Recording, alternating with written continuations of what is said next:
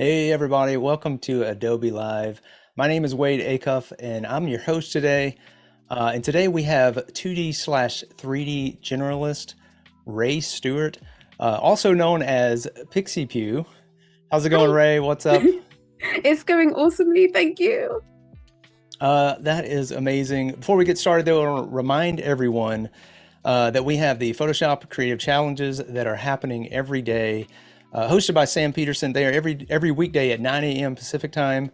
And prior to that, we had Lucas O'Keefe with the Adobe Express Stream showing you how to implement the easy-to-use app into your daily workflow. And I have to, just for a moment, pull up the chat because I have to say hello to everybody in chat. What's up, everyone? What's up, Cody Bear? Cody Bear's, I think, going to be our mod today. Let's see. I see Sam as well, PJ, RB. How's it going, everybody? Remember to get your questions into chat, and hopefully we'll have some answers waiting for you. If you're over on YouTube, hello. How's it going? We see you too. We'll be getting your questions funneled to us by our mod, I believe. But you know what? Let's get started. Ray, why don't you tell us a little bit about yourself and what we have planned for today? Right.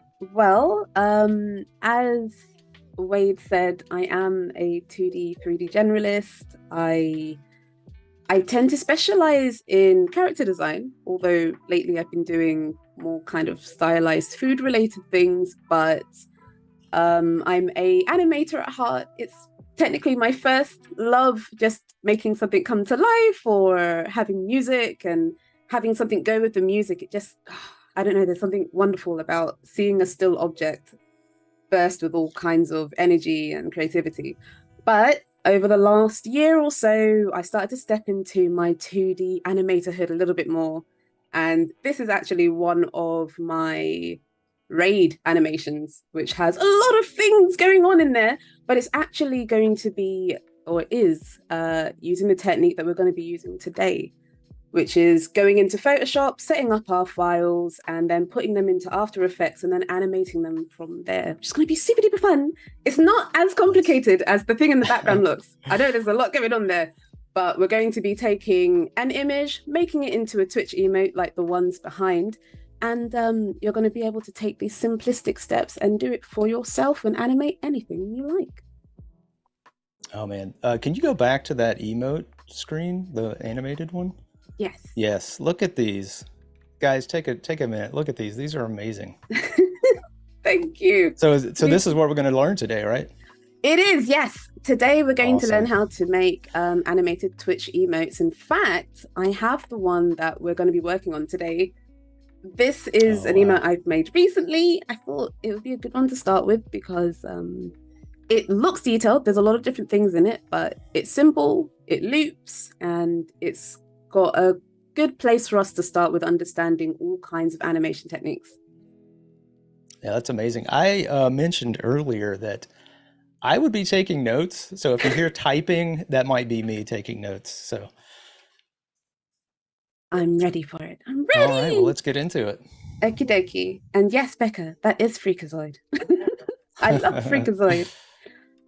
So first things first, if you are making a Twitch animated emote, it doesn't have to be the size of a Twitch emote. You can technically make it bigger, but I like to use the file size that I'm given Mhm. because then I can just work around it. So if we're looking at the animation that we're going to be working on, what I've done is drawn my image. Let me just make this a little bit longer. And I've split it into parts. So when you're creating, let's say you're making something from scratch. It's not a still image. We've got an example of a still image as well, so we can show how to go through that. But let's say you're making an image from scratch and you know that maybe the eyes move, maybe the nose moves, maybe XYZ moves. So what that means is you're going to go through, and a bit like a puppet master, you're going to isolate each bit. So one layer has the hair, we've got one shoulder, got another shoulder, we've got a bit which isn't going to move. I tend to put a note in there for myself, especially if there's lots of layers. It lets me know, okay, this one doesn't move. I don't need to think any harder about it. Neck layer, sometimes I do make extra things be movable because I'm not sure if I want them to move. So it gives me a little bit more choice rather than going into After Effects and then realizing that you want some more and then you have to go out and come back in. So Right. Yeah. You have sometimes more is everything. better. Yeah, everything there just in case. Just in That's case. right. So we've got our collar, two earrings that you may or may not be able to see. It's one of those things as well when you're animating that sometimes, you know, only you're going to know that it's there, but you're going to leave it there. We've got the head. There is two different shadows, which we could have left attached to the head, but I chose to have them floating just in case I want to move with the hair. There's a lot of layers to this one, I realize. We've got a mouth. We've got a mouth top. It doesn't look like anything's changed, but with the mouth top, it allows us to move the upper lip. And the mouth lower means we can squish it up, move it how we like without deforming the upper mouth too much. So when these are oh, I'm sorry. When these are broken down like this, do you sometimes just grab the move tool and see how it's going to look by sliding it up and down? I do. Like normally, I know it's like in your mind, you can sort of imagine what it's going to be like. But I do like to go in and be like, oh, I'm sure it's I'll have the eyes bounce maybe. And then you can check, oh, is it going to work? Or does this not work? And we have to do something else. But usually it will always work. However you've laid it out will work just fine. So for the hair, I chose to split it up into many parts. We've got a little, not sure, mid bang, a front bang, the side one, the one at the front, a little cowlick. All these little bits are going to kind of make it seem more dynamic, even if people aren't sure that it's there. We also have a forearm, which I know you can't necessarily see, but it is full and it is down at the bottom because when we get into After Effects in a moment, we'll lift it up slightly. There are things that you might not be sure that people are seeing, but they do see it. It adds to it, even if it's just slightly. And then we've got the same on the other side. I've got another hand just in case we needed more of a bend. But other than that, we've got the same things or the same details on both sides. Yeah, that's amazing. Do you separate out the shadows or is that just depending on the piece? Normally depending on the piece, but for this shadow... Oh, I see it. I see it. Yeah, I see you have those separated. Nice. And we'll talk about parenting and how we'll keep them together if we choose to keep them together and when and how in After Effects. Although before I go in, I thought maybe this would be the time to show how you could do this with an image that's already flattened. Because maybe you have something that you like. Hideki. This is another one of my emotes. It's me.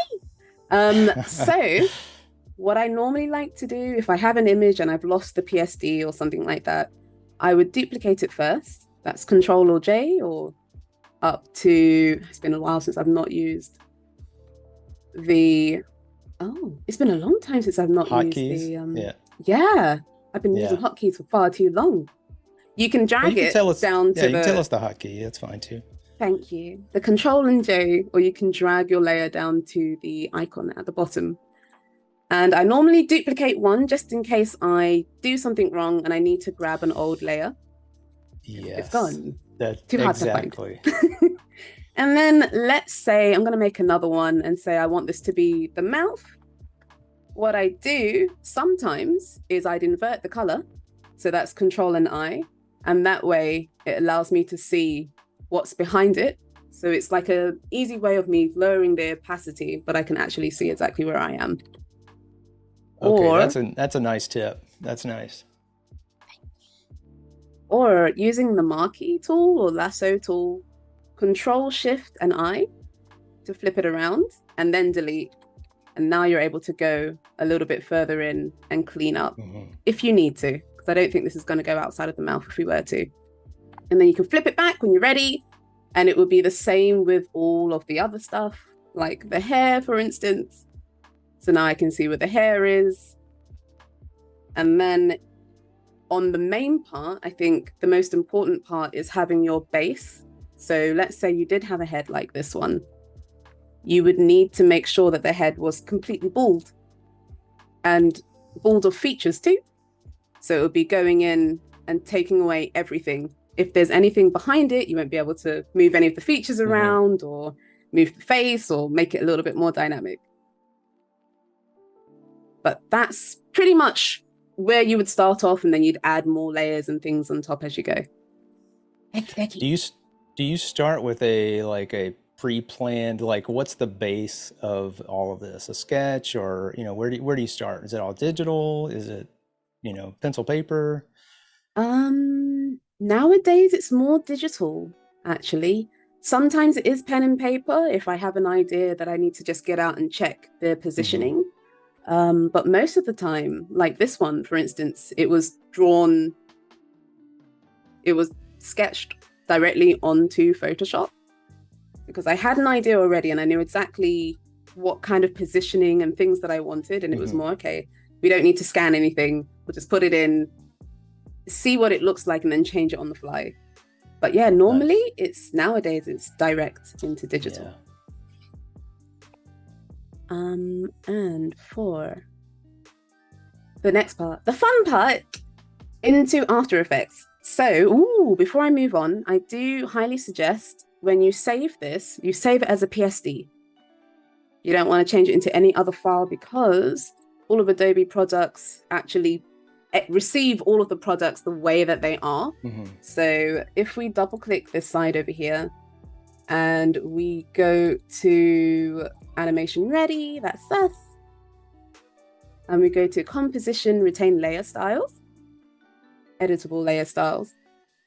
And I'm just going to go into my composition settings. The Twitch emotes can only do 60 frames. So I tried to put down 2 seconds because that's just below what they say we're allowed to do. Oh, that's a Twitch requirement for animated. Yes. Uh, so is that also where you're getting your sizing from? Is there like a Twitch document of some sort that you can go out and find? And Yes. I think if you're making a normal Twitch emote, hmm their and website will it, tell you, oh, it's this size, and this size. And your animated emote would be the largest size, which would be oh, okay, 112 by 112, and then it can but they resize it for you. but they have a guide, kind of a setup for you. Okay, They do, cool. yes. Now that we've changed they do have a guide for the time frame as well, in case anybody Oh, okay. forgets. But 60 frames, wait, yes, 60 frames is the limit. You might not use all 2 seconds, but if you put 2 seconds in, you know that you can't go any further than that. So now if we double tap, we've got all of the layers that we just did in Photoshop where they should be. We don't need to reorganize anything. So this will make our job really easy. I don't think we're going to need the bent hands. That was more like if we were going to sort of tilt the hands, but I didn't use that in the final, so I'm not going to use that here. The first thing that we're going to do is move the anchor points and color code. Color coding because it will make it easier for you to work out where things are and what they do. Depending on how you treat things, I tend to label things as red if they're not going to move or if they're the main one. It makes sense in the piece at the time. But if we start from things that we know are kind of obvious, let's grab all of the arm related things. So we've got the left arm, left hand, and left forearm in the right order.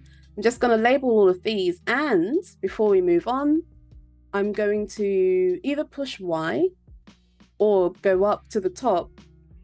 That's not Y. I want the anchor. That is my anchor. That is There it my is. anchor. It There just it is. looks different. Or click the anchor point. There we go. It's the first time that I've read that. Pan behind. The anchor. The reason why we're grabbing the anchor and we're going to move it to the wrist is because that's where it would move in real life. If you leave the anchor somewhere else and you try to move it, it's going to move from there. So for example, the anchor's in the middle of the hand.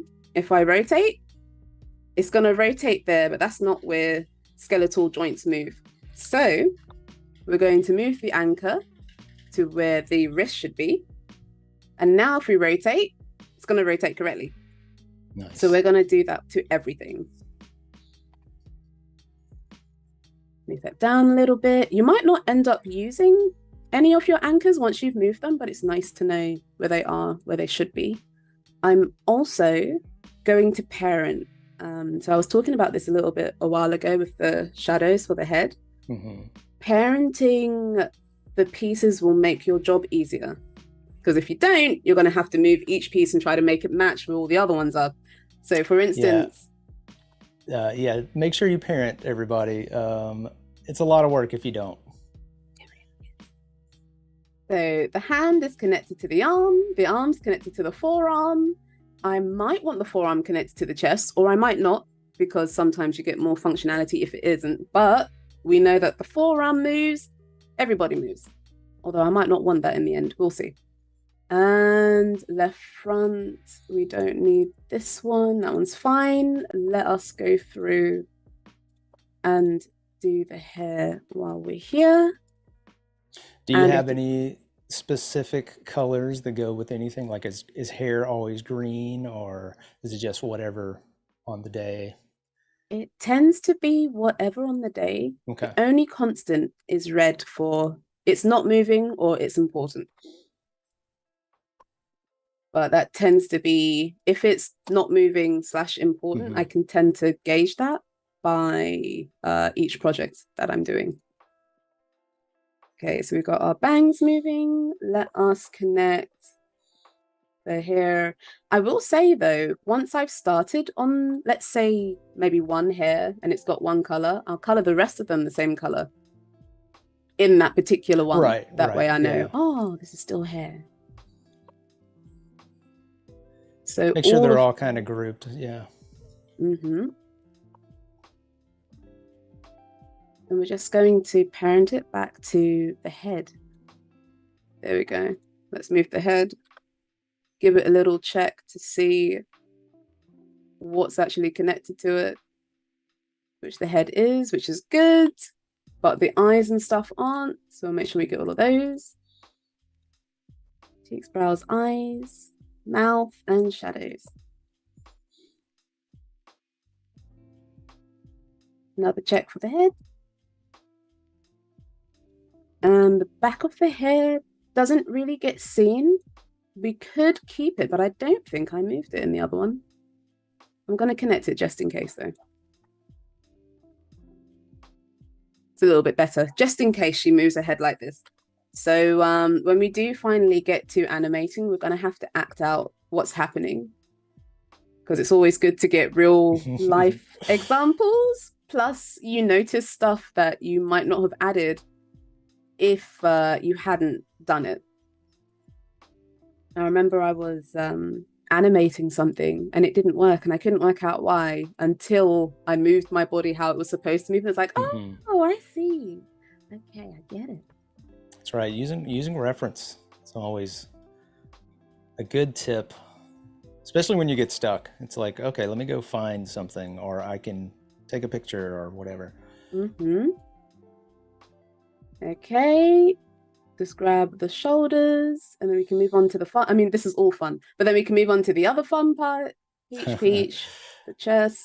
We have a question from Annika in chat. When did Pixie start using After Effects and or other animation software? Because I know you use a lot of other things as well. I do. I guess 3D software, probably 2011. I had used, I don't know, I'm sure After Effects existed when I was in secondary school. I'd used Photoshop mainly. And then I had used After Effects for a tiny bit in 2013, but it's only the last few, maybe the last two and a half years that I've actually been using After Effects for animation. So not that long. And let's just connect the rest of these hands and things. Yeah, there's a lot of seems to be a lot of kind of intimidation when it comes to moving, like going from Photoshop over into After Effects and start animating. It really is one of those things you just kind of have to do it a few times to kind of figure out where everything is, you know, start small, get your feet wet, and then just, you know, keep going. I agree. So like, even though this project looks very complicated because I've got all these layers in there, if we were to do, I don't know, like a smaller project file based type of thing, it would be, okay, here's a circle with eyes on it. And now let's put it in and practice making it do one thing. Yay. Okay, let's add one more thing. Yay. And then do a new one. That way you can slowly build your way up. Okay, so exactly. I am done. for the most part. I am done. Animation tip number 1. All right, making a note. Let's go. When animating, you have to move the main, my friend taught me this actually. You have to move the main part of the body first, and then you can do a follow through of other things later. So for example, I think jumping's the best idea or the best example. To jump, you don't jump when your feet are already extended. You bend first, and then you go up, and then you come down. So this is okay, you've got to go back to go forward. So whatever you're going to do, it should go back before it goes forward. If it's going forward, no, hold on. If it's going forward, back before it goes forward. If it's going backwards, forward before it goes back. Some sort of opposite movement first. Some sort of opposite movement. So she's going to bounce. I wanted to do this. So we only need a really short loop to get her back to normal. So in order for that to happen, we need a chest movement up and then have it happen again. So let's push the P key for position. And I'm going to isolate this briefly. This one doesn't need to move. Let me just lock that. And I'm going to move it down a little bit. We can change how down and how fast later. It's more important that it's there first. And then up, and then back down. When it goes down, you can make it go down further than it actually would go to add more dynamism. So instead of jumping and landing exactly where it is, if you jump, go down a bit to stabilize yourself and then come back up, looks more interesting. So that means its final should be back to normal, which is slightly higher. So now we've got a little bounce to it. Yeah. It's almost like a visual squash and stretch, not quite without actually squashing or stretching anything. Yeah, that's it's true. Just giving you that kind of bouncy motion.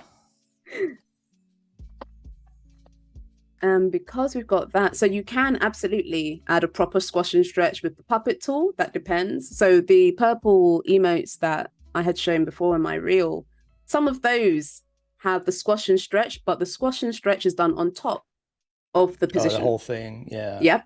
Nice. So I'd always do the position first and then add the squash and stretch. So I don't need this to be fully 2 minutes. So what I'm going to do is give it a little bit of room for, let's say, some follow through animation to end and then have it loop. So I'm going to click the duration on the left, go up to my composition file and paste it in. So now it's a little bit shorter and we've got our little leap. And if we want to make it a little bit longer, we totally can. I feel like I might want to just to give it a little bit more room. There we go.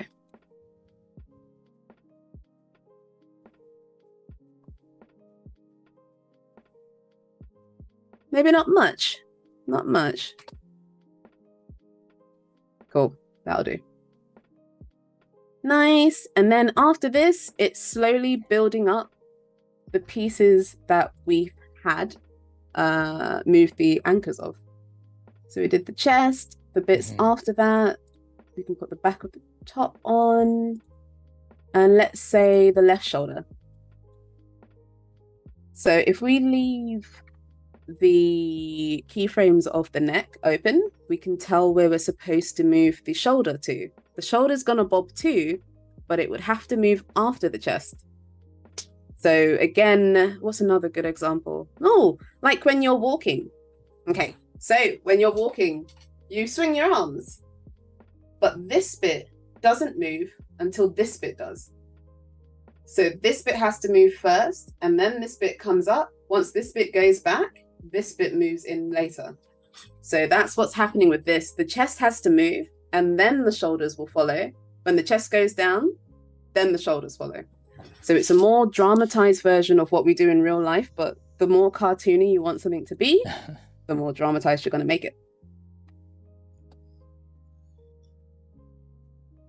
Yeah, that's a good example of that.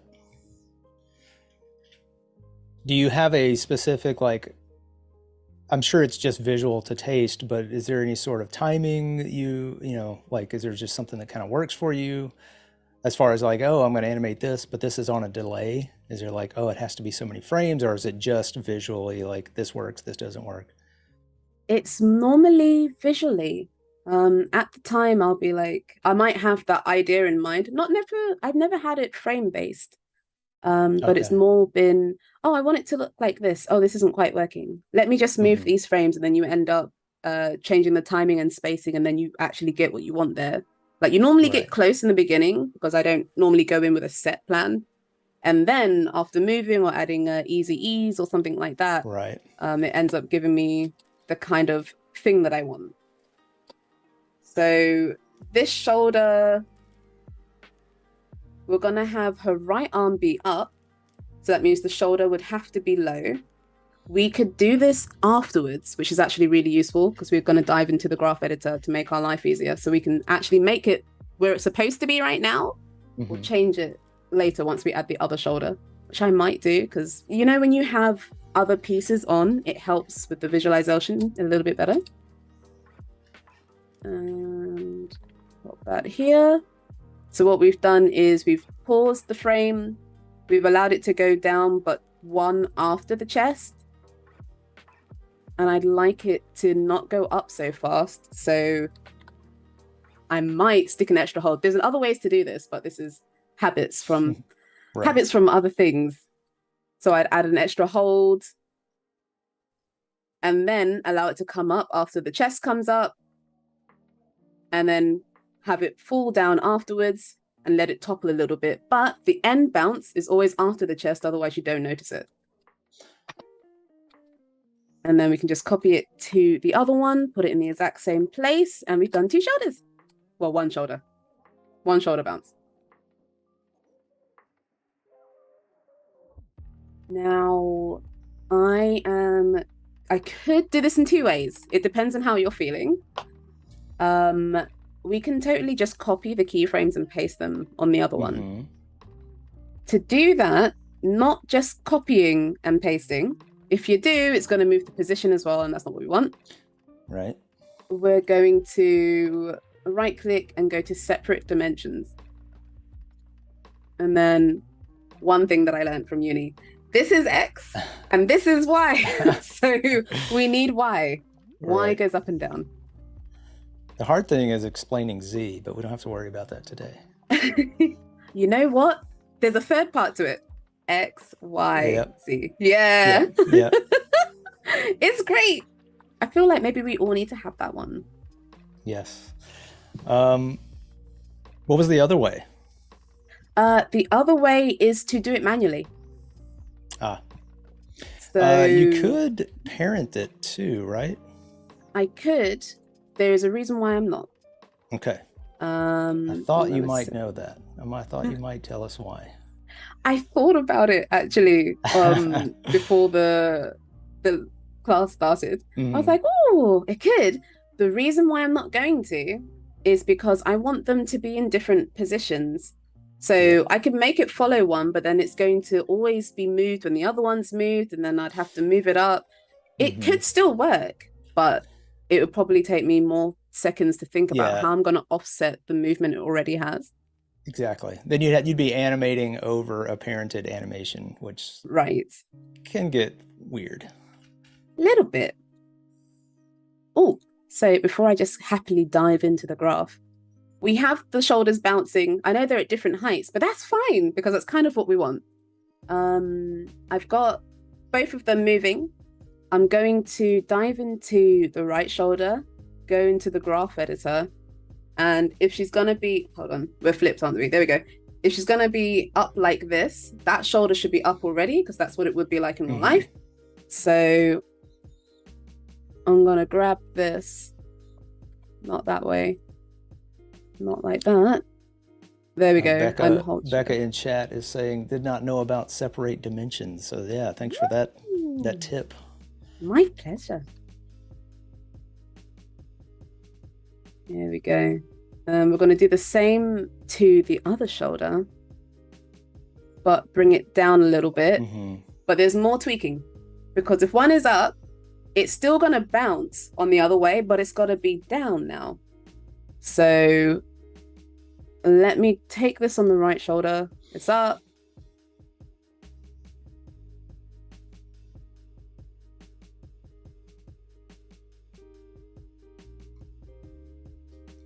I'm noticing a movement. That's the only reason why I'm going back and forth. I'm going to fix it. Oh, right. So I'm going to move my starts to happen either just a little bit later or just a bit sooner, because I don't want them to go down when the main part goes down, because they can't, in theory. They have to wait. They could if it was more realistic, but I want them to wait. Okay, so we've got it going down, and this needs to go down now. So I could just pull this the other way. And I could right click and reset, but it doesn't know its ordinary position. So I'm going to make one for it. Normally what I would do is make a keyframe at the very beginning, move it all the way to the right so I can still see it, but then I can copy it and put it back when I want it to be at its real height. And then we've got that. I'm probably going to change some of these from, they're on ease in to ease out at the moment. I'm just going to change that. So we've got the up. Yeah. Boom. Down, up. Cool. And now we've just got to change the last half. We're going to pretty much reverse everything that we've done. So it's going to start from down, bounce down, bob up, and be back up where it was. That way it's going to look like a proper loop. So I'm just going to go backwards, copy and paste everything. We could actually use less frames as well. We totally could. Don't really need all of these frames. I have learned that less is definitely more. Yeah, especially when your file starts to get full of layers and, you know, keyframes, and you're like, oh yeah. Visually, it starts to get a little overwhelming. Anybody that's coming in, hi, welcome. We are with Raye Stewart, and she is breaking down how to make a Twitch emote, breaking down the image and then taking it into After Effects and showing us how the magic is done to make an animated loop. And we're working on the second shoulder, getting it in place. We are indeed. Getting to do what we want to do. I think I might want it to pop lower, or I'm going to have to move the timing for one of those. Oh, I see. So we need it to go up, up, and then slap down. So I don't have the extra bit to slap it down. I'm just going to be really dramatic. There we go. Well, you know, a little drama in a animated loop is good. It's a good thing. It's a good kind of drama.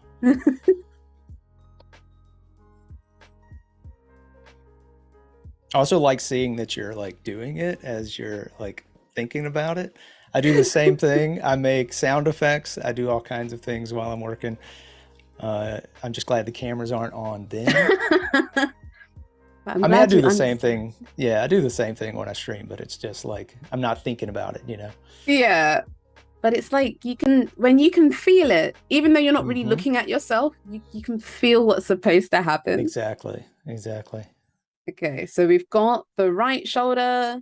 It's doing its thing. So now this one needs to be up. What we could do is take its highest point, copy that. I'm just going to get rid of this one and press U. If you've added keyframes to your layer and you press the U button, it will only show the stuff that has keyframes on it. So that's a really useful way of keeping your panel clean. It's another good pro tip.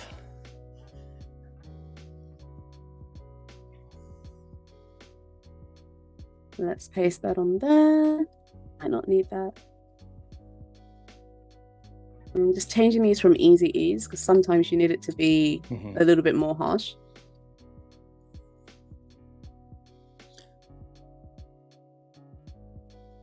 So down, goes up.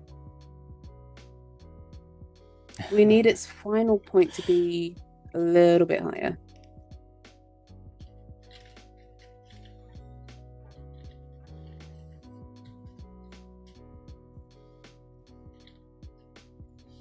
That could be higher than that, or we can just make this one lower. So it's going to look like it went up and then slammed down a little bit.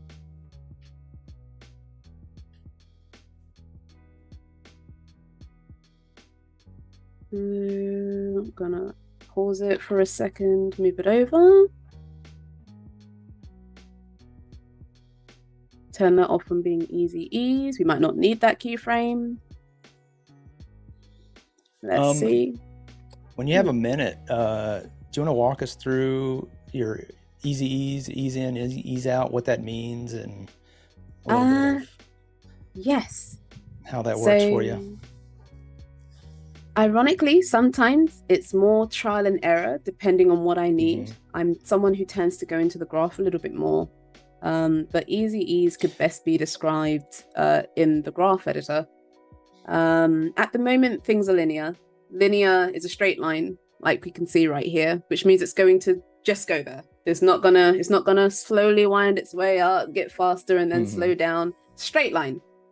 But if we wanted to put an easy ease on it, let's say we go out, it must be one of these. We'll right click it, go to keyframe assistant, go to easy ease. This will, oh, it's that bit, is it? We can do it over here. This is also an easy ease. It will make the line wiggly, but a wiggly line means that it's going to turn into a hill. And a hill is a really good example of what easy ease is. Imagine you were climbing a mountain. You're kind of going slowly up because it's not that easy. But then as soon as you reach the pinnacle, then you can move a little bit faster. It's like going up a roller coaster. There you go, roller coaster.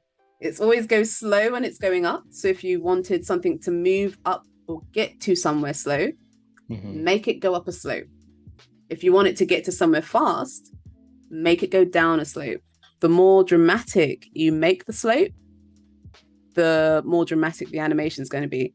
So at the moment, let's say I crack this off here. That means I can move. And you're using the Bezier handles for that? I am, yes. You might find if you don't separate your dimensions, if you're using position, that it won't let you separate them. So you have to separate them to be able to move them separately and individually. That's by selecting your keyframe and then going down here to choose to snap either end. But apparently that's called easy ease. But once you've done that, let's say we've gone and we've chosen to make this a hill. So whatever's happening over here, it's going the other way because up is actually down and down is up. Here we go. Yeah, if you watch the numbers in the position, you'll see that up and down happening.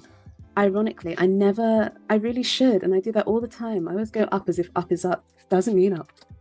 So because we've added a huge slope, it's going to be like it's floating for a little bit. And then as soon as it gets closer to the end, it goes. Wow. So that could be useful for lots of other things. If somebody was juggling or something, goes up and then you easy ease your line back down. But for the case of this one, for a lot of the stuff, I need it to be linear. And the reason is sometimes, a lot of the times, our job as animators is made easy because the human eye will do a lot of the work for you. So as long as it's close enough to doing what it needs to do, your eye will add in easy ease or tweening or any kind of extra positioning if it's fast enough or if it's just in a interesting position. Like here, I took out a couple of frames, but it looks like it's doing more than it really did, but that's just because that's the eye. So as animators, we're pretty much magicians, just illusion. So right now we've got anything to sell it. Right? So now you've got our shoulders. Nice. To make this a little bit faster, I'm just going to isolate the collars. What I would normally do is move the positions separately and have them move slightly after the shoulders to make it look a little bit dynamic. And we can do that actually. All we have to do is grab what's there and then just slightly offset it. So let's do the left shoulder. Let's grab a hold of that.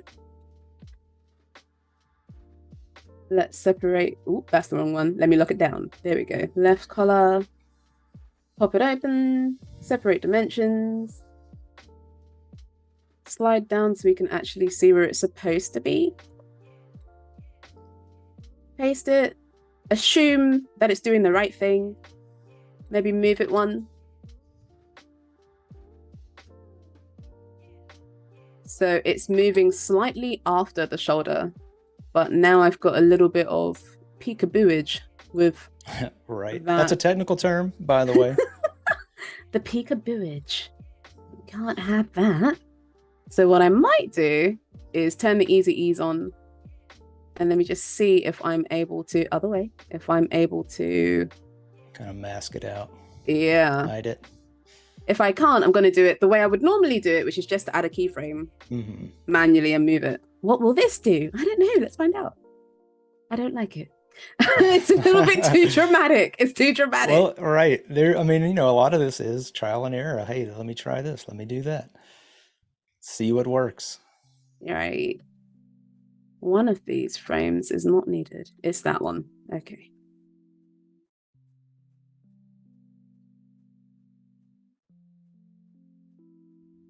And then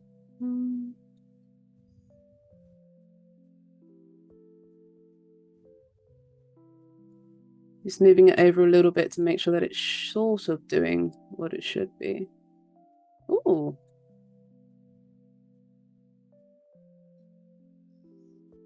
Now it's starting to get. I like that. That seems to be all right. That's okay. Alrighty. And then we've got to do the same on the other side. I'm just gonna remove all of that altogether. Oh, that reminds me. Have you saved the file yet? No. Thank you. Why is that always save the and case? stretch. That's the. Stay hydrated. Save your work. Do some stretches. I stretch to reach the bottle. Does that count? Cody says PSA: sip, flip, stretch, and save. The flip, the flip she's talking about, your canvas. Usually when working and illustrating or something, we flip the canvas quite a bit. This is me trying to do the stretch part. Yeah, this is more than I do, I admit. It's normally just you sit there and you're like, and then 7 hours so pass, focused. Like...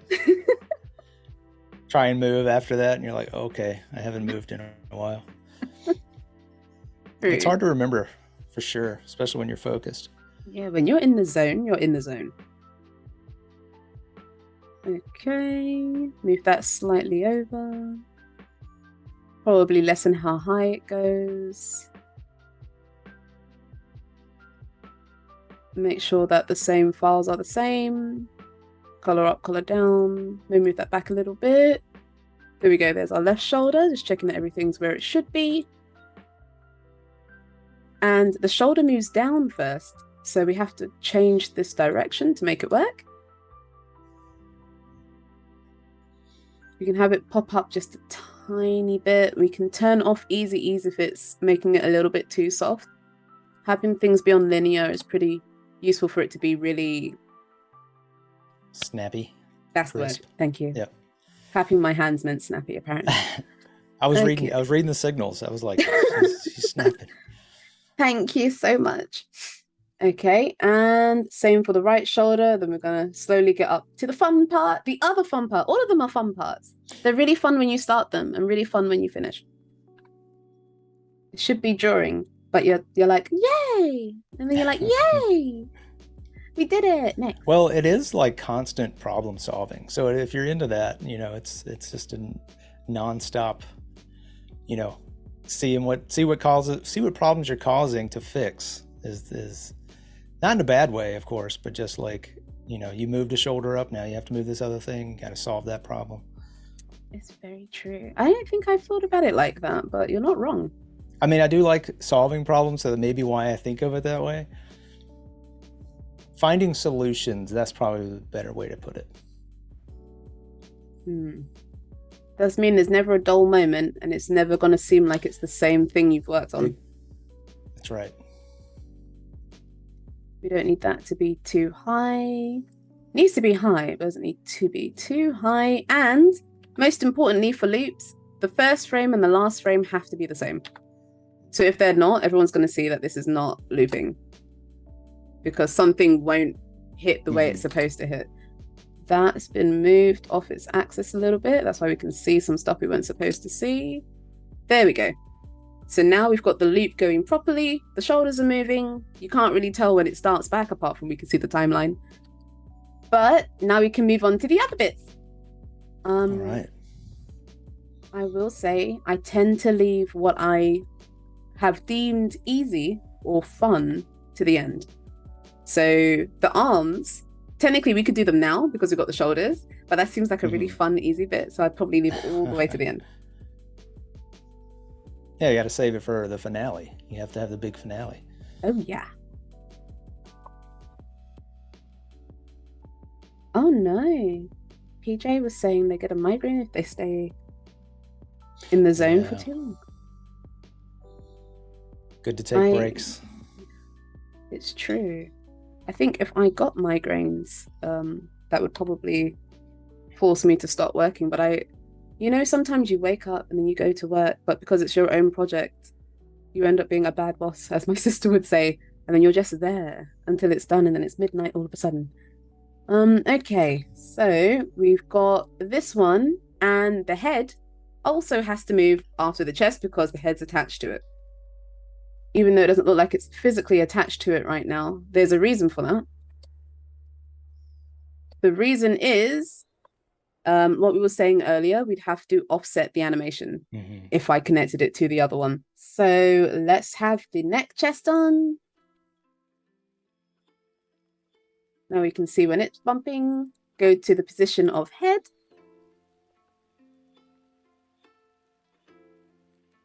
Might go down first. Usually when something's being affected by something, it would go into it and then come up and then come back down. Doesn't have to, but it will make it look more dynamic. And we might have to tweak it a little bit. Sometimes if you find it's not working, it's because it has to be the other way around. Maybe it has to come up first and then come down. Which might be the case with this one. I'm just going to paste the first frame, lift it up. Ooh, not too high. So this would just be blocking it in just to see if it's going to work and then evaluate. That's right. I think I might lift the head up. What's nice is while you're blocking, the blocking is technically the whole job. You might not even need to do anything in between. We do like the dip. The dip was actually useful. So let's see. We've got that up. That's up really high, but sometimes the dramatization will help and then you can lessen it later. Down and then back to normal. Cool. Going in, and I'm just going to move this. I think the reason why I like being in the graph editor when I move these things is because you have a visual representation of how close it is to the other ones. There we go. And copy and paste on the other one. Now we've got the head popping. Oh yeah, that's already looking good. Thank you.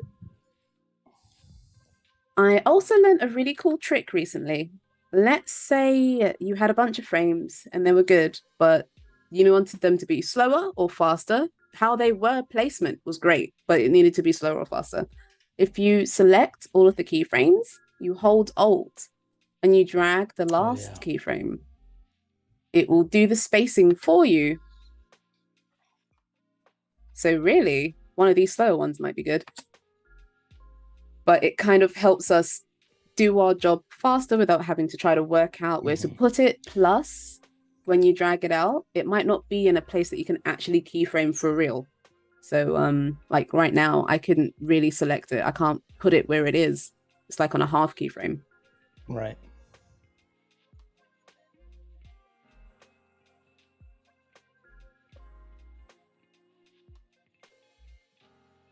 Cool. And we're probably going to rotate the head, but I need the arms to tell where it needs to be rotated and things like that. So we'll do that later on the next bit. Can't really do the shadows because I need the hair to tell me where the shadows should be. So I'm going to work with the rest of the face first. And this is the same with the neck and the shoulders and the rest of it. I'm going to pick one of these. I don't think I need the cheeks to move, so I'm just going to lock it. I'm going to pick one of these and make them bounce in reaction to the head. And then the thing after it, let's say the eyebrows, will bounce in reaction to the eyes. So they're technically all bouncing to their own main object.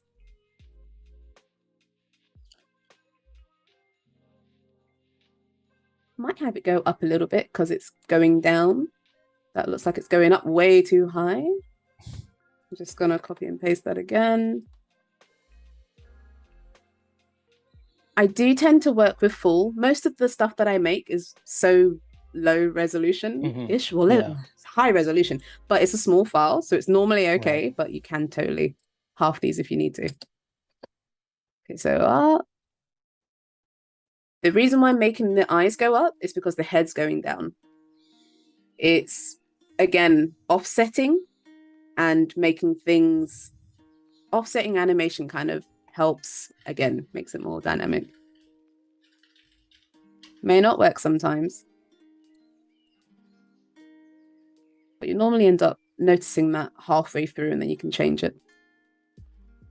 Might not need to make this too dynamic or dramatic either, but we will see. Let's make it a little bit lower. And then back. Might have to be in the other way. This one might not work like that, and that's okay. What happens if we make it go the other way? Ooh, we can if we make it really slow.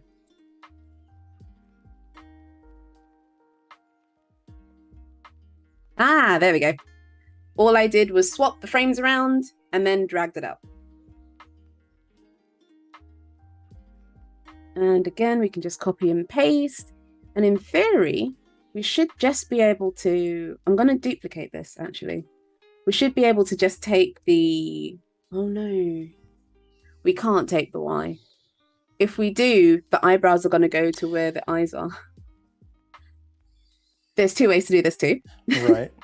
So either I do it manually and just animate the eyebrows bouncing, or I could duplicate the eyes, make a null that's parented to the eyes, and then connect it to the eyebrows and have them move.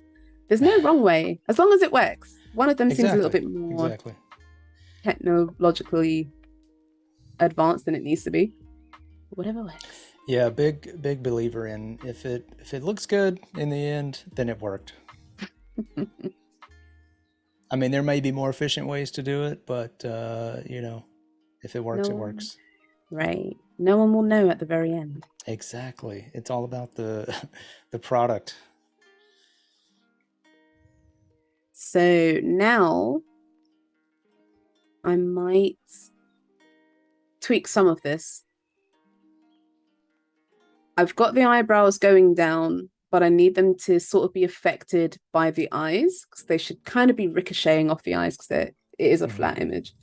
You've got a lot. It's like that's what makes this really dynamic to me is you've got a lot of like follow through action, some overlapping, like everything's kind of following, you know, what it's parented to. All the bouncing and all the eyebrows, I guess.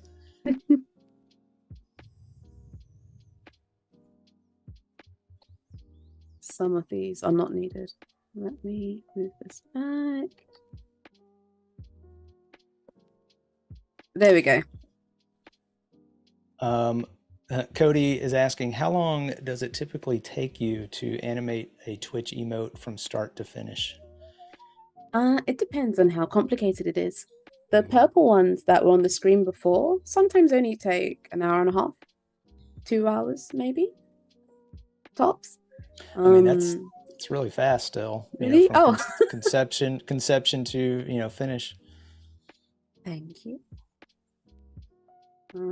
But the really complicated ones, well, I guess it's not necessarily.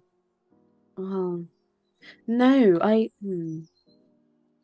think maybe the really complicated ones might be 4 hours, just maybe double the time.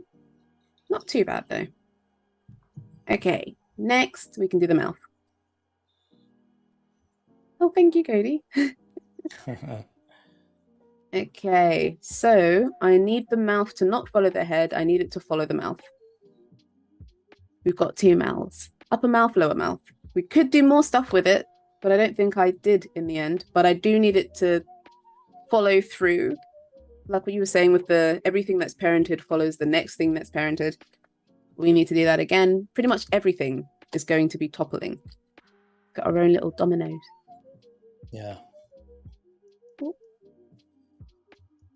And then that goes down. It went up a little bit because something went down. Now it's going to go down.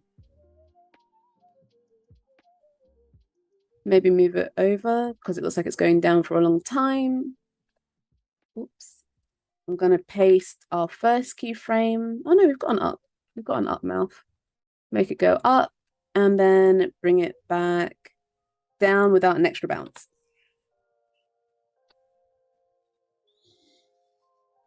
We might not need this up. Or if I move it, how's that? Do I like it? Not sure. No, I don't think I do. There we go. That's nice. Yeah. Thank you. So you have a top to the mouth. Are you going to animate that as well, or? Not sure. Okay. It's more to allow me the opportunity to. Okay. If I was going to do more, I'd probably make the mouth like wow. Oh, Like, yeah. okay, the sound effects. You know what I mean? Yeah, exactly. It would be small, big, small, big, small. Right.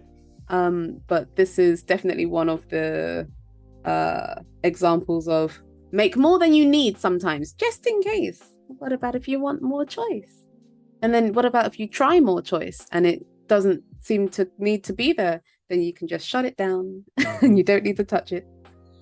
But the mouth is fine. Yeah, it's shaping up really nicely. Becca said, any animation project takes me a minimum of 1 hour so I can readjust to After Effects. Oh, really? Look, Becca's fast too.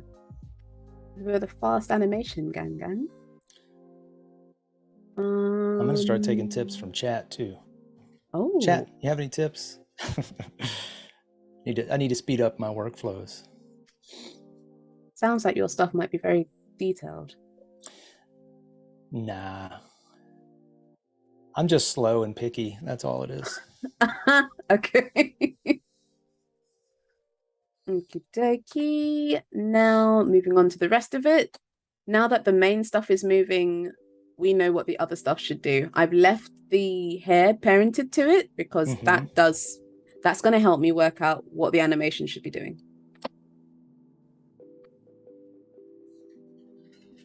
Okie dokie.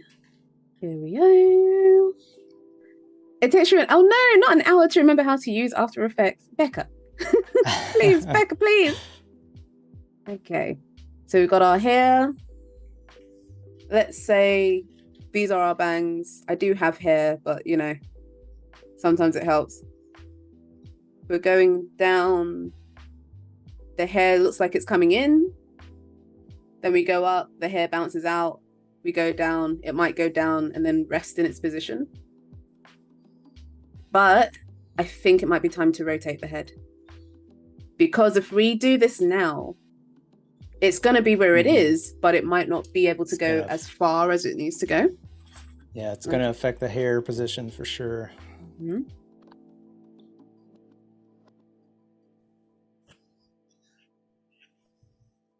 Okie dokie. So this arm's up. Wherever the arm is up, the head's going to be rotated. So that's going to be there. 1, 2. This is kind of working with our timing and spacing, because even though the head and the chest and the stuff is bouncing, the head's only going to have like 2 frames to rotate, maybe 1 to slow it down, but it's kind of moving at a different speed or a different spacing with the others. Okie doke.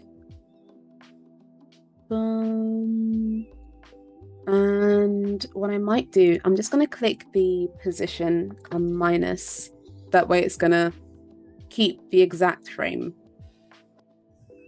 Now I could do ease in, ease out here, and I might. Because I think I might need it to stay like that for a little bit longer. So right now, if we go back to our graph editor, it's linear. But, am I on the right one? I am. Okay. But if I go and put the ease in on it, I want it to stay where it is for longer. Just gonna push it up a little bit, and then it's gonna snap. Oh, nice. Yeah. And that's only 2 frames. And we know that we can't just copy and paste it because it's going to be in the wrong order. So we'll just paste it in reverse.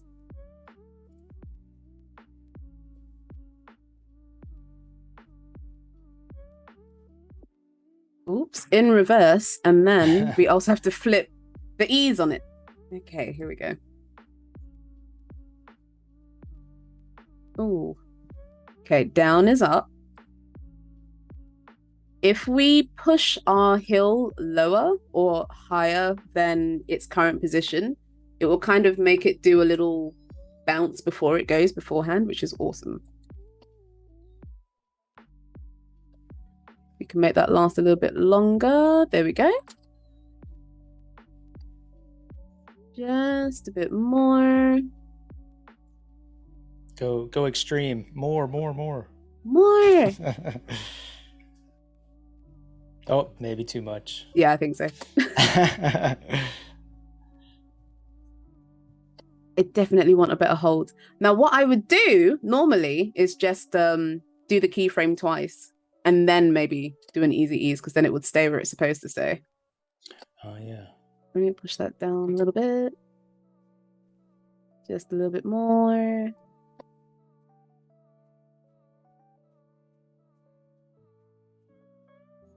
I feel like we could do more with this. That's the only reason why I'm still staring at it. Let's see if I can help this along. There we go. Okay, I'm feeling better about that. Okay, there we go. That's looking good. Thank you for all the love, Trenton. And Bono. Okay. We've got the head.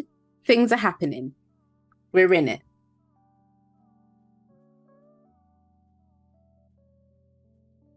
Now we can do the hair. I feel like I want to do the hair that's on the other side first. It shouldn't really make too much of a difference, but you know, sometimes if you're able to see how one would work on the flip side, it will help you work out what the other one should be doing a little bit better. It's kind of like that in this case. I'm sure I don't necessarily need to, but a part of me would like to.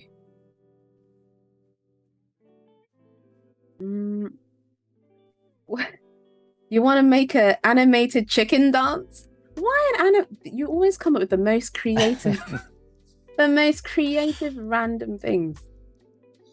We'll have to have you back. We'll have to have you back for the animated chicken dancing. I mean, we could do it. I'd be more than happy. I'm seeing it right now. Right now. Okay, so we've got our first front here. If it's on this side, let me just flop some hair over here. There we go. If it's on this side, physics dictates it should come into the face. So that's what we're going to do. I'm just going to take this keyframe and pop it to the other side, though. I hope you lot are doing well, too. Wait, breakfast and lunch. I feel like lots of discussion of what people are eating in chat. Let me just nom this Finally, water it's like it's lunchtime. food so I can join in. Just a reminder, anybody that's just coming in, we are with Raye today, Raye Stewart, Pixie Pew. And she's showing us how to break down an image and make it an animated loop for our Twitch emotes. Or anything. It doesn't have to be just Twitch emotes. I mean, these are just, this is an example. I'm sure you could use these in multiple places. Oh, yes. In fact, the pink one that looks really detailed, that was a 1920 by 1080 video. Oh, you need to move the anchor because this is going to move in a weird way. That is actually a 3-minute animation. And the same thing was done. All 3 characters were split up with even more layers to make it easier for me to have more control over how they moved and how they acted. Someone had a cheesecake. Was it a 3-minute animated loop? No, Or, it was a just a different 3-minute short? A 3-minute music video. Oh, music video. There it is. Yeah. Yeah. That's amazing. Thankfully, Can we see that anywhere? If people want to go check that out, can we find that? Yes, it's actually on my Behance, I believe. I will repost your links so people can check it out. Can I put it on the screen? Do I have time? Sure, if it's good to go.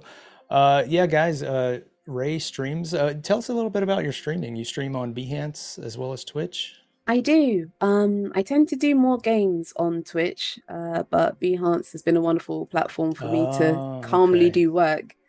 Yeah, Behance is the place where I do my 2D and 3D related work. Twitch is all games and loud noises and shouty happy. This is the Twitch one. is good for that. Twitch is good for that. Just a quick buzz of energy. I know you lot can't hear the sounds. I'm just going to mute it so it doesn't bother me either. There we go.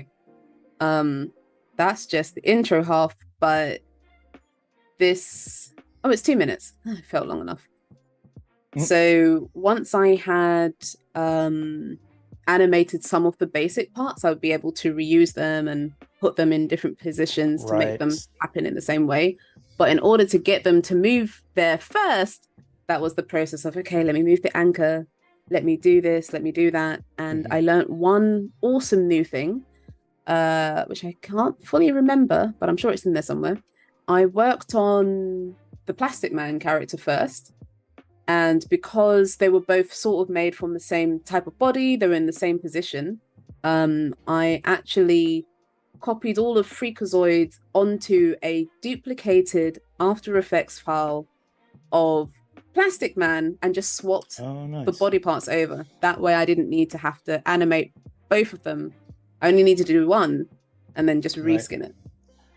Very, very efficient workflow, sounds like. Thank you. Thanks for showing us that. Thank you for letting me.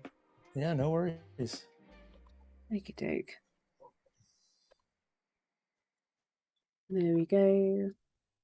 A trend says she's the most delightful, chaotic human. Hitman. Wait a minute. I thought it was human. Hitman. Okay. All right. We've been all over the map.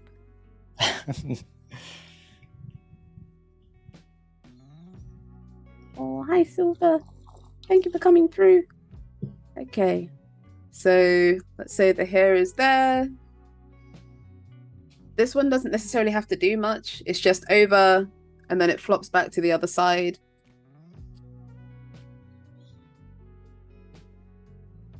And then we could put an easy ease if we want it to slowly go there, or we can just go into the graph editor and help it along. Oh, I like that. Never mind. Yeah, we're fine. Yeah, that works. Okay, we'll just do it in reverse. And what's useful, especially by having your earlier keyframes up, I don't know if you've noticed this too, Wade, but when you have your keyframes at the ready, you can sort of already imagine how big the gap has to be in order to make something match. So for instance, we know that these two line up. I know this goes here, it's one before this. So either I could be like, oh, it's one before, or the gap is yay big, and then it will be the right match without me having to paste everything or repaste. I think the more you do it, the more that becomes like kind of, you kind of start to see it in the pattern of your keyframes. Right. I don't think I need that to be an easy ease. That one moves a little bit too fast. The hair shouldn't move before the head moves because the head dictates where the hair goes. And that's going to be our running theme as we go. Nope. It's got to wait. It could move out and then come in if we want to do a little bit more.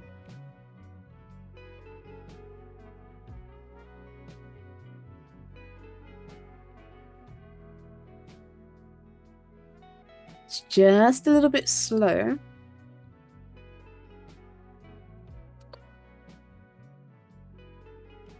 It might have to be here, and it's probably down to how we move the head. So we can either go back and move the head or just make this work, which is what we're going to do.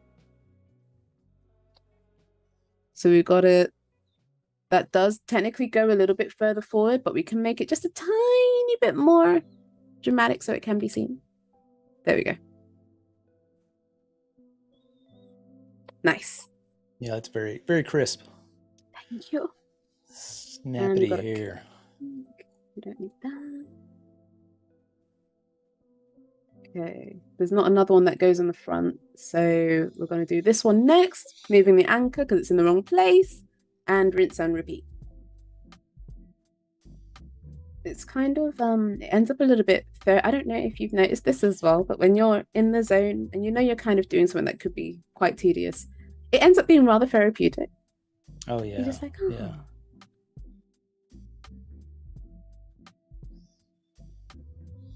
Yeah, most of it depends on where I am in what I do, like, you know, if it's animation or if it's illustration or sculpting. Once I get into it and I can feel that, you know, everything's kind of going well, it's like you just kind of slip into this meditative space of just working. At least for me, that's where I get to. Once I reach that point, I kind of know it, and I'm like, okay, we're there, we're good. Let's keep working. That is the sweet spot of creativity.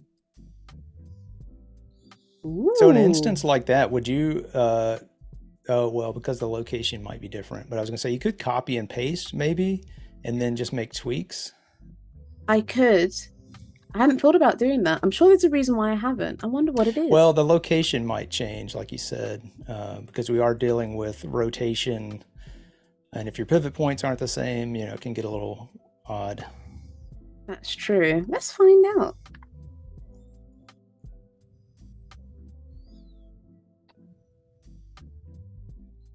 Yeah, we absolutely could. It's fine. Yeah, I don't know why I'm doing it this way. I think the reason why I'm doing it manually is because I have a little bit more control. Like I can go take the copied ones and then move them slightly. But I think this might just be that might just be you know how everybody's got their little quirks? Yeah, maybe. Absolutely. I mean, it's your process. That's interesting. And it never hurts to think through it anyway. So, you know, with each, you know, individual piece, you're kind of getting something nuanced. If I were to do it that way, that's what I would do as well. It's like take it. If I copied it, it wouldn't be the same anyway because I would tweak all the keyframes. Right. And it also depends on how complicated, like if it was something that was super, had a lot of keyframes and a lot of, you know, different things that were animated, I probably would copy it first and then make tweaks, just, you know, depending on how efficient I needed to be for that project. I understand that. Oh, there's a good comment. Abby says maybe because it doesn't work as well in other programs, so you don't get in the habit of doing that. And I totally get that for sure. That could be the case as well. Like another habit I brought was instead of using, because After Effects has an amazing hold. I can't see it right now. When you hold Control and you click on your keyframe, it changes your keyframe to like something else. And one of these is a hold. But in the other programs that I'd used, we don't really have that. So the way to make sure it holds, but you want it to hold a little bit longer, is you would just copy it and move that same copy further down. So I still sort of do that here every once in a while. Yeah, I had that same situation for the longest time where it's like, it doesn't work like this in other programs, but it will work like this in After Effects. You just have to make it work that way. And I didn't, when you're learning something, you don't know the ins and outs too. It's like, well, I know how to do it, so let's just keep doing it. Right. Finding how it works in relation to XYZ program. Okay. Doing the back one. It's slowly coming together. Slowly. I'm just gonna offset it. It's looking really nice. Oh, thank you. I've chosen to not have them all go on the same time. If everything happens at the same time, people might not know what's happening, but they know something's a bit weird. So I'm making sure that if this one's moving here, this back here has to come either after it or before it, but it shouldn't be able to come before it because a bigger object would move slower. And the thing that's closest would move faster. The thing that's furthest away would move slower. You could do it in reverse as well, but I think maybe it might just be general human physics and us having seen each other for a long time. You know something's wrong, but you're not sure what. So best rule of thumb, something that's in front of someone can move fast. Something that's behind someone, the further back of someone it goes, the slower it moves. Or the bigger it is, the slower it moves. I also, for instance, because I've moved that front keyframe and I've moved it all the way to the right-hand side, it's moving the hair slightly, which could be good. Sometimes After Effects will do a really cool animation placement for me, and I'll really like it. I'm like, oh, I could never have thought to use that kind of position myself. So if you find a bit that you like and you just keyframe it manually, you can use the animation point that it gave you and start from there instead. Absolutely. And Abby is saying the best advice is always use reference. Completely agree. We were talking about that earlier on today. We always have to resort to real world.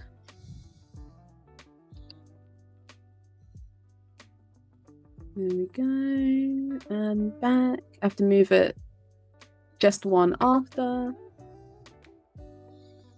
Maybe a bit more. Abby's also a lot of wisdom. Abby's throwing to us in chat. Basically, just saying essentially what we were getting at earlier is if you know how to animate, you can take that knowledge to any program. Then it's just about learning the tools. Abby is somebody who's helped me with my animation. She's an amazing animator. Well, that's awesome. Well, welcome, Abby, and thanks so much for the pro tips in the chat. If anybody has any questions as well, make sure to get them into us. We've got a little ways to go here. Okey-doke. And moving the bangs of the hair. So yeah, it's pretty samey as we go along. There might be interesting things that we need to troubleshoot as we go. But for the most part, I think you might get the gist. It seems complicated when you look at it already done, but when you go to do it yourself, you're like, oh, okay, yeah. Oh, okay. It's just, we're technically doing the same one thing again, multiple times. I'm going to make this one bounce because it's in the front and it might make it look kind of cute and dynamic. So let me grab that, make it go back. I think I want it to do 3 bounces. Boom, boom, boom. So down, up, not that high, and then down. Yeah, there we go. Yeah. Okay. We got it. Got the little boop. And then we can do that to the next cowlick. Like I'm moving on as if I've actually done the second half. I haven't done the second half yet. Okay, so grab this where it is.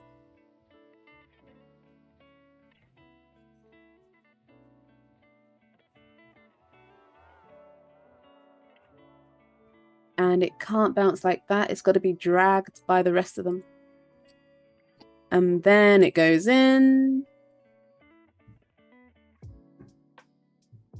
So we can overdo it again, and then put it back to whatever we've described as its main resting point. Oh, it's lower than it. So that's not going to work. So we need it to be low, high, low, or high, low, high. Whatever it's doing, for it to have an extra bounce, it's got to go in the opposite direction first, be extreme, and then come back to normal. Mm-hmm.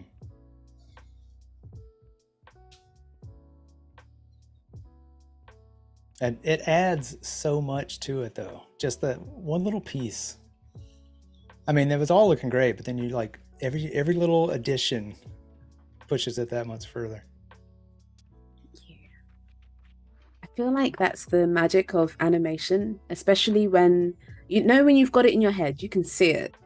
But once you finally put it out there and then you see it in real life rather than just in your head, to me, when I'm doing that if I ever have to do lip syncing, it's like once it hits and you're like, yes, that's it. Oh my goodness, lip syncing. Oh, it's so fun rigging it up. Any type of rigging for lip syncing or mouths or anything, so complicated, but in the most fun way. And then to animate it. Yes. Oh, that's so exciting. Okay, we've got it. It's got a little flick.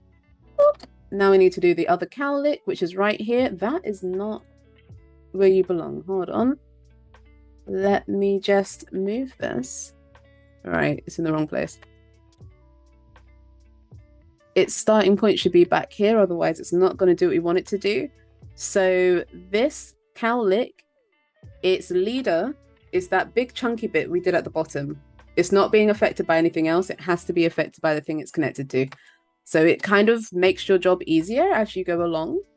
You're able to ignore the rest of the stuff that you've done because the new thing that you're working on only responds to the direct thing you've just done. Is that the one? It is. Just gonna lock the others so I'm not paying attention to them. Good.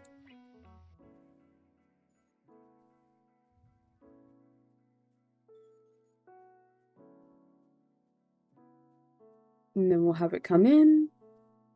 Oh, we have a question from Cody Bear.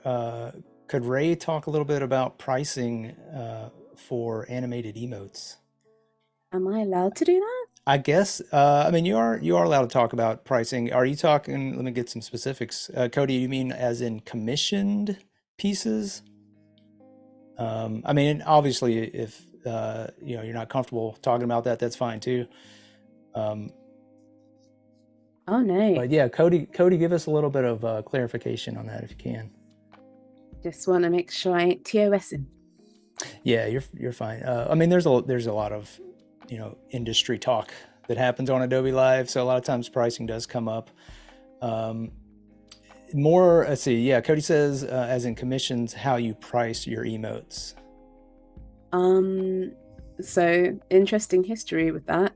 I used to be one of the people that would undersell heavily. Oh, yeah. I would undersell heavily.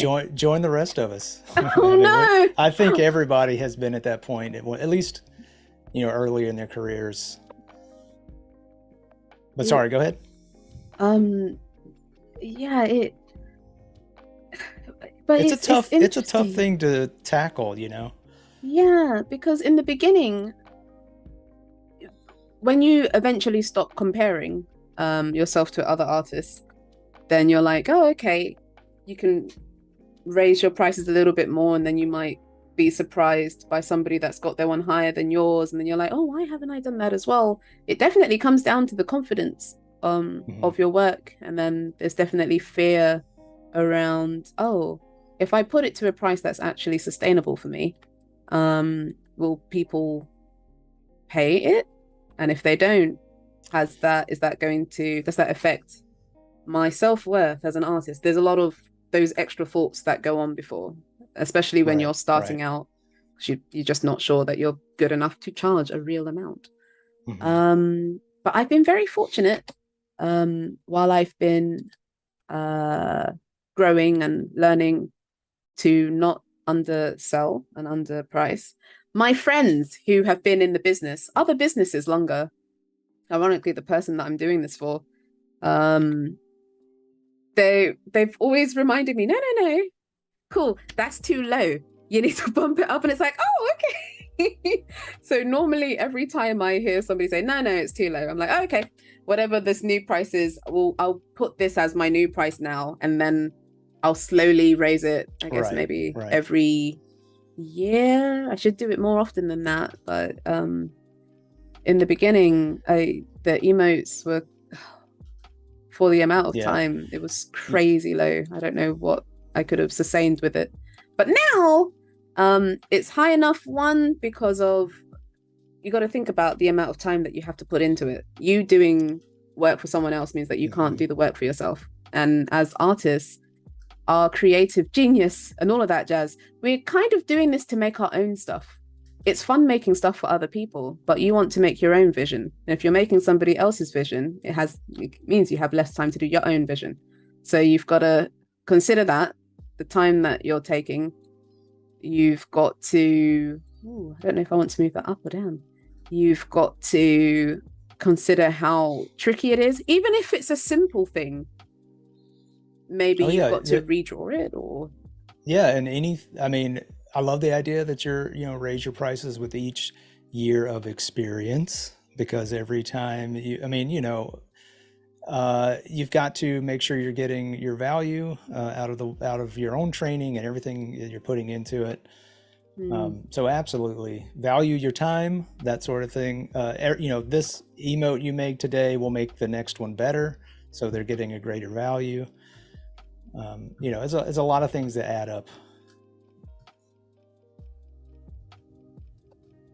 This cowlick is technically in the wrong place, and I didn't notice that, so I'm just going to keep moving it until it's where it should be. There we go.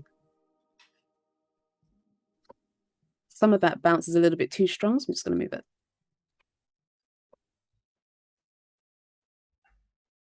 There we go. So we've got a bounce, and then the cowlick gives us the little extra bounce, and now it's looking super cute.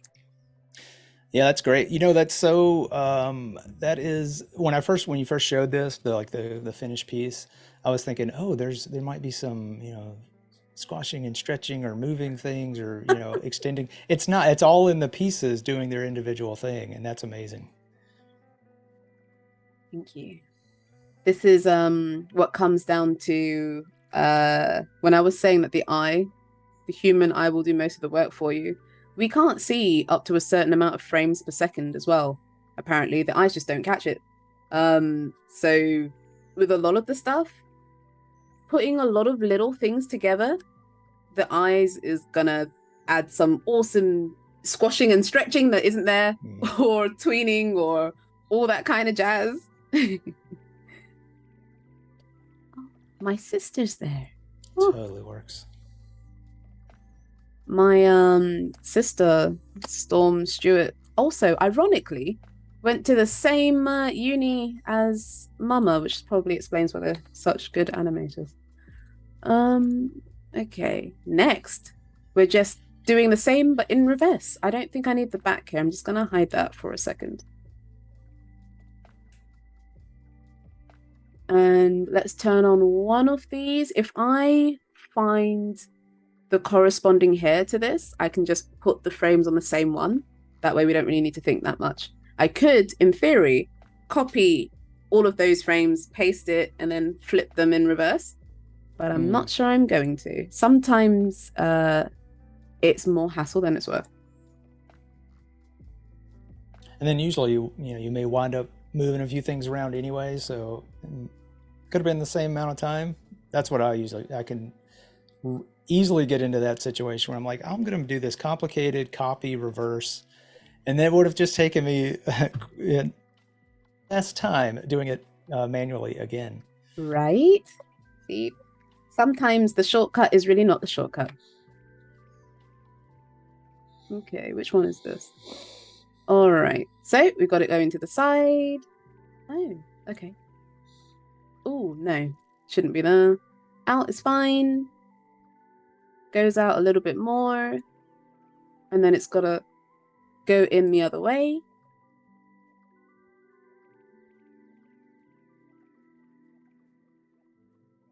Thank you for hanging out, Spawn.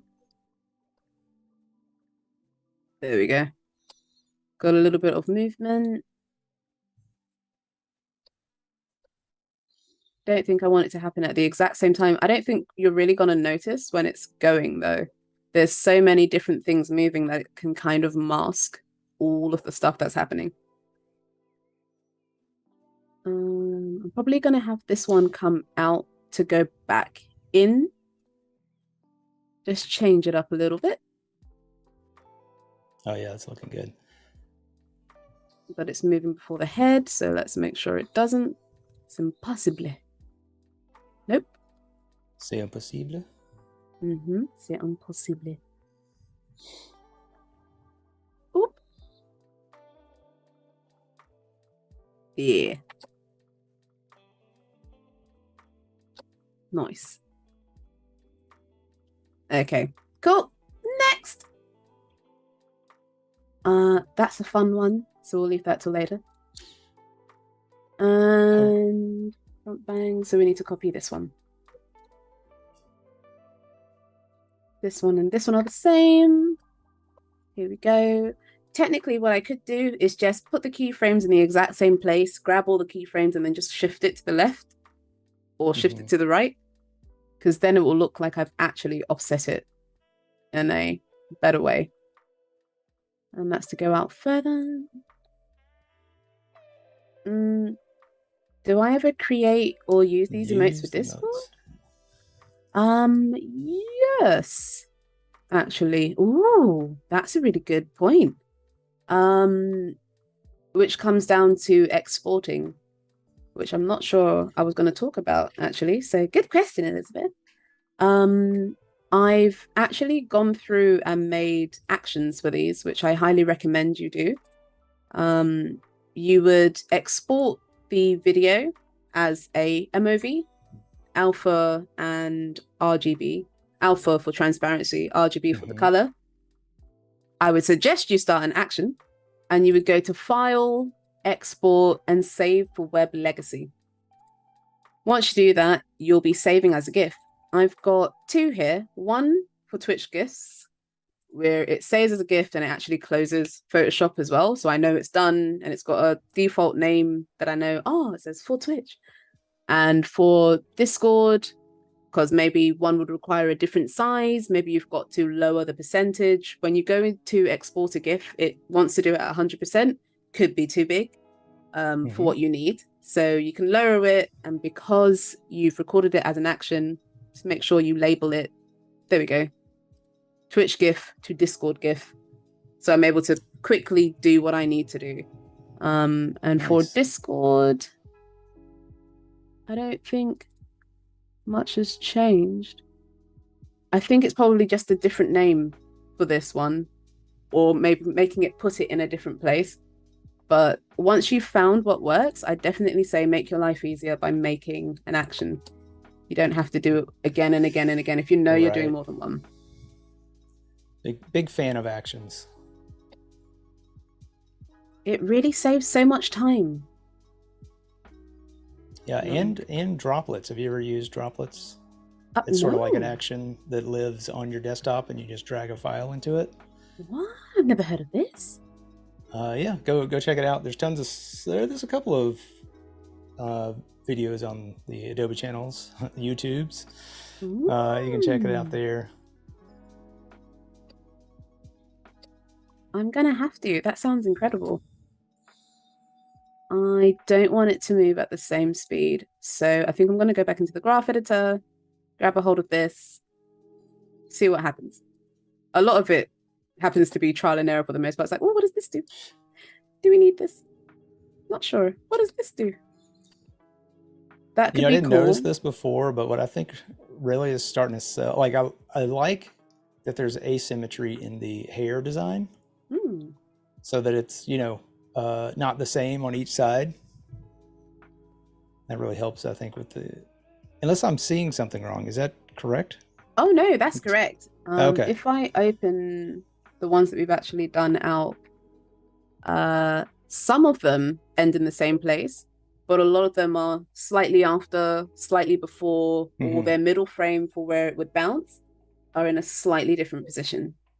Oh, and I was referring to the illustration itself. Like, Oh, yeah, oh, like it to the looks like illustration. unless something is turned off or turned on. Do you mean, wait, The hair looks like it goes up on one side more than on the other. oh, yes, that's true.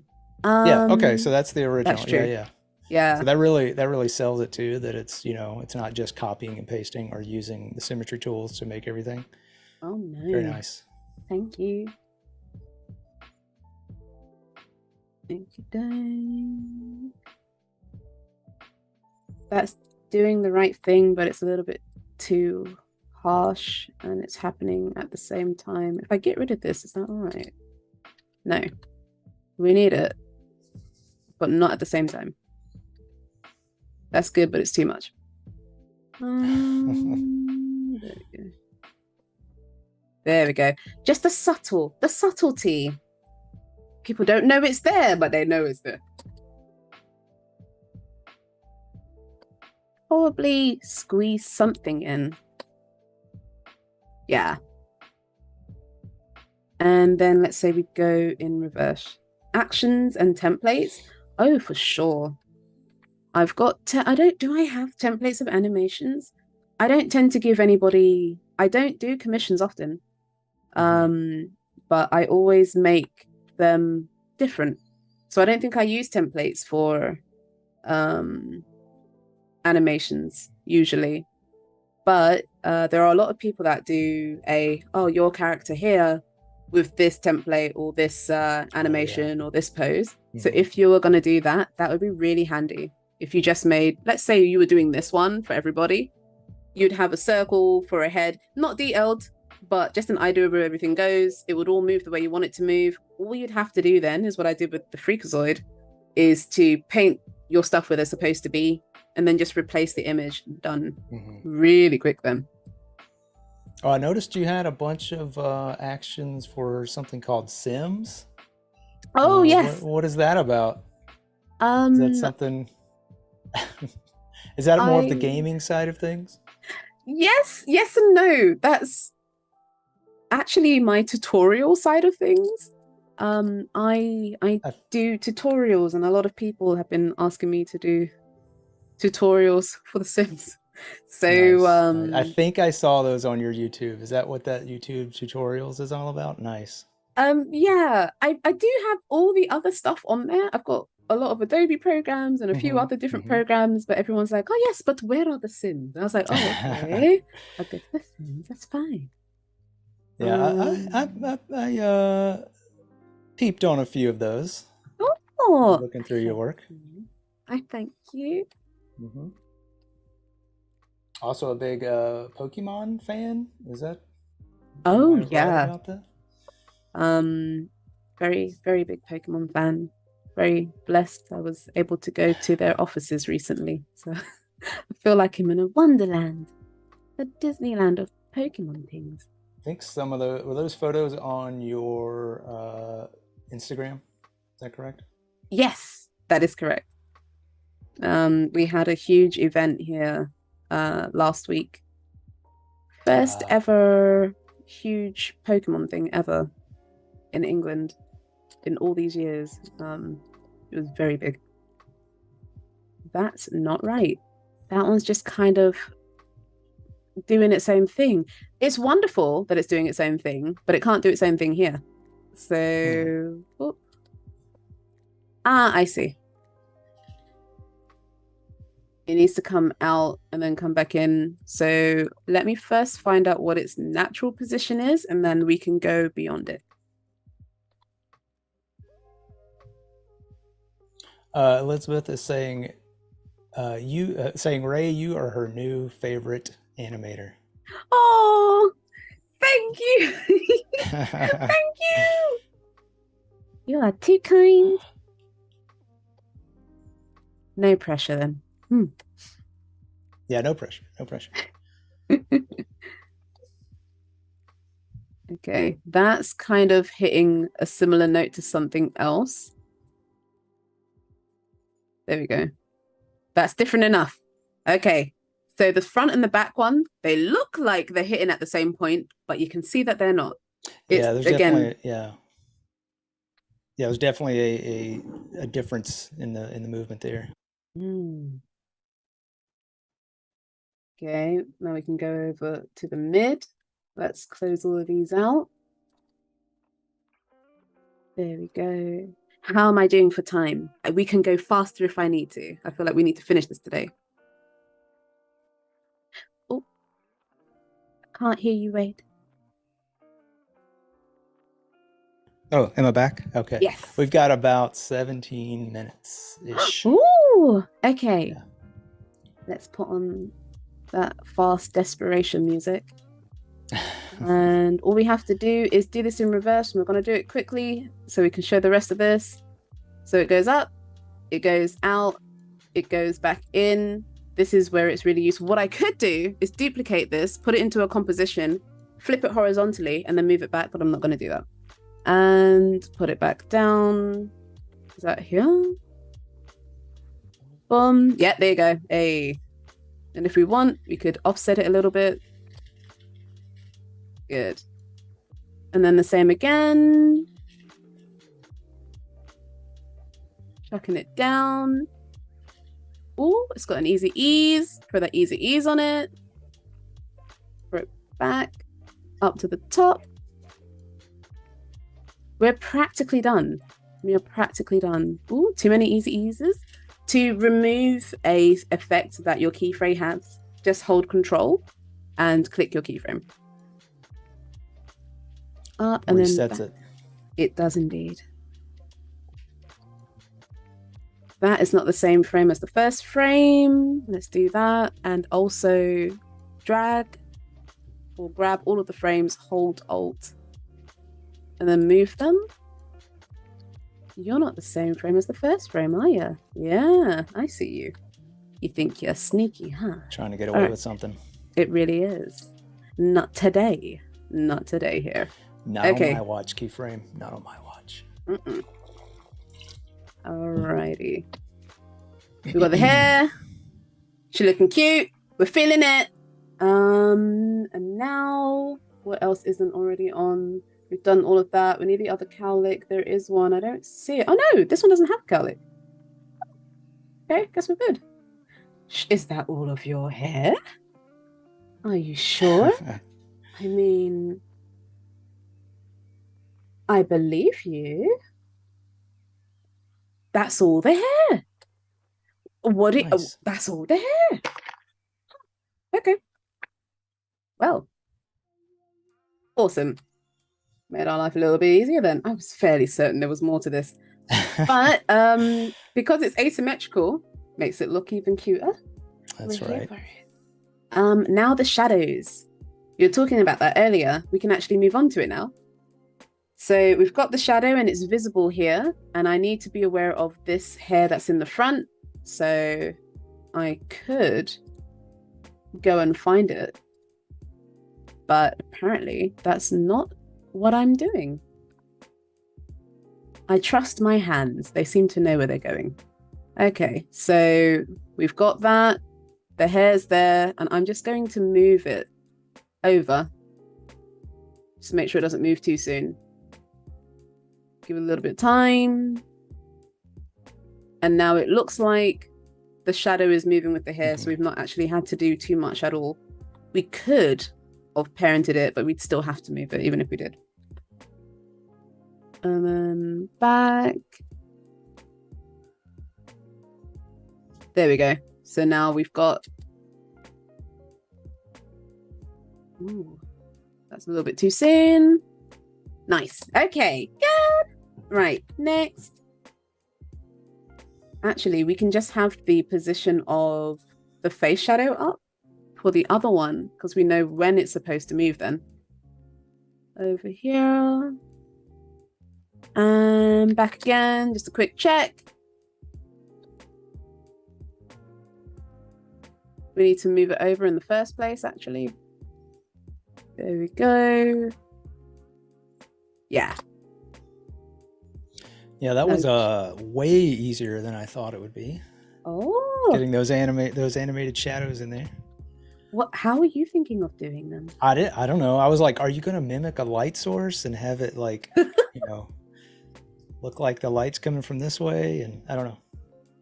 I absolutely could have done. She does have earrings. The other one, the one that I showed, it is animated. There's like a little yellow flick. This is the no one's going to see it, but I know it's there situation. So if you wanted to. Yeah. Mm-hmm. If there was more room, like we could totally like stick the earring somewhere else and be like, look, there's an earring, but it's going to be covered by the arms anyway. So, but we got an earring. Really don't need to do this.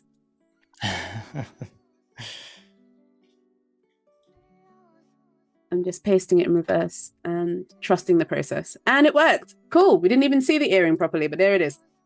And we'll do the same on the other side. It's like an earring Easter egg, like a little bonus. Just a little. Yep. Where are you? There you are. Okay. You're in. You're in again. You're out. Oh, yeah. Definitely see that one. Yeah. A tiny peekaboo earring. Back on a flippity flip.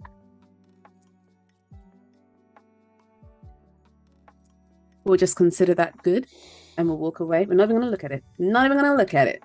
Okay. The final part. Love the confidence. Thank you. And also the arms are going to be like, cool, I'm just going to block the ears. It's like, right here. Over. And now I'm hiding these because I only really need to see the shoulders. Wow. It's like she sells on the seesaw. I only need to see the shoulders. There we go. So left arm is going to react to the left shoulder. I'm going to pull this up so I can hopefully see more of my workspace while still seeing the animation. Okay. So that one's down. It's going to go straight up. It'll probably go down. I'll add that later. So it goes up because this goes up. It bounces. So I guess it's got to go up a bit higher. Probably not that high. Then back down to somewhere normal, which is probably you. So that means it's got to start low. And then we'll keep it low for a while. We've got to make it bounce down because the shoulder went down. So we have just to assume that all of it goes down when one goes down. It can't move before the shoulder though. Good. Nice. And then the same in reverse. Let's just check where the position of everything is.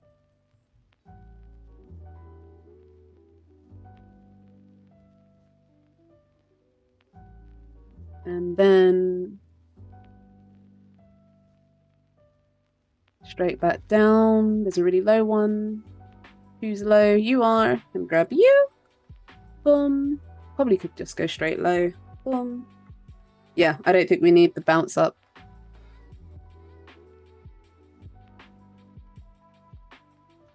But it could have a bounce down. Let's put it back to its first frame and take another look at this. Oh, it's not bad actually. Yeah, if we haven't already a little bounce. Put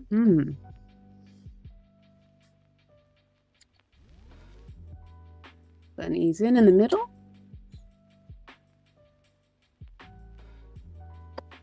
Maybe if I move this. There we go. Yeah. Okay. Nice. Next. Hand. And we're actually going to do our dimension on this. So we're going to have to turn on the 3D layer. The reason why I'm doing this is because when we fist bump, the hand's not forward. It kind of turns. So I'm going to assume the hand is gonna, let's see.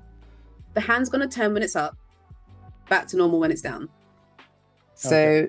now that we've got this open, let's check the rotation.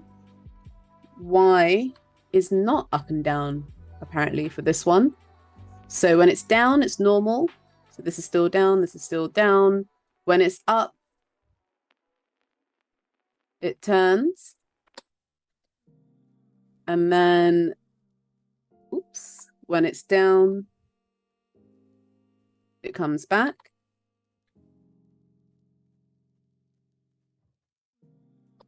And what we could do is, if we don't want anyone to see that, is we can have it turn and come back.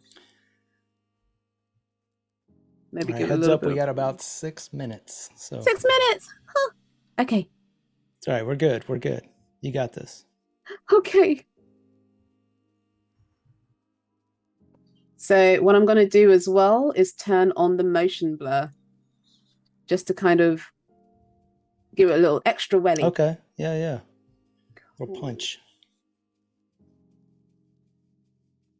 And I'm going to turn these off because we can see everything now. And I'm going to do the forearm. And what I'm going to do is I'm just going to duplicate it and flip it around. So I'm going to be silent so I can do this quickly. Oh yeah, go for it. Yeah, if you're just coming in at the end, we have a few minutes left. If you want to get some questions in, we can try and get to those while we get to the big finale here, the fist pumping finale. Yes, this is a one-part stream, but Raye does stream. I think you stream every week. Do you have a schedule? Yes, I stream every Monday usually. There you go. Is that on Behance? Yes, on Behance. Okay. My gaming streams are not as consistent at the moment. So much work, so little time. Okay, so this is thank you, Cody, for dropping those links in chat. Much appreciated. We've done it, duplicated. I'm going to right click, transform, horizontal, get rid of the other ones. Gonna dive in it. Oh. Oh. Right. Okay. Ooh. No. No. No. I know what it is. Okay. Ooh. I don't know if I've got time though. I don't know if I've got time. We got a couple of minutes. We'll run it right to the edge. Okay. We want to see this get done. Right. So what I'm going to do, I'm going to get rid of these. I'm going to duplicate this. I'm going to stick it here. I'm going to make a null, right click, new null, just so I have a driver. I'm going to connect all of them to the driver, and now I'm going to flip the null. There we go. Yeah. Brilliant. Make sure they're in front of the hairs that they need to be in front of. Yeah, not in front of the hairs. Left hand to... Is your null opacity turned up? Yes. Okay. But the only thing is the wrong thing was connected to the null when I flipped it. Okay. There we go. This. This is literally the only thing we have to do. Woo! There we go. Yeah. Okay. Woo! Awesome. See, no worries. Woohoo! Position. And all we'd have to do is do it in reverse. So this one would be up first. I'm just going to grab that. Move it. There we go. Look at this. Plenty of time. And I'm just gonna rotate this for good measure as well, because we don't do it straight up. So there's one there. I'm going to make another All right. null.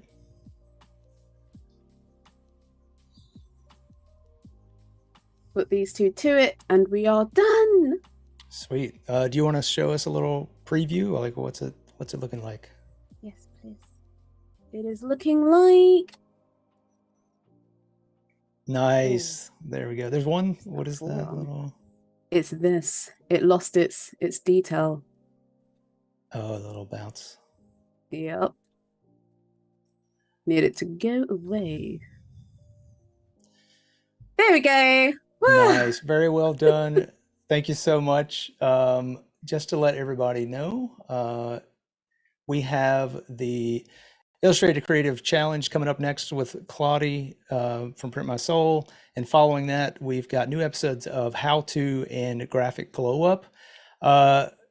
Raye, this has been amazing. Thanks so much for showing us your process.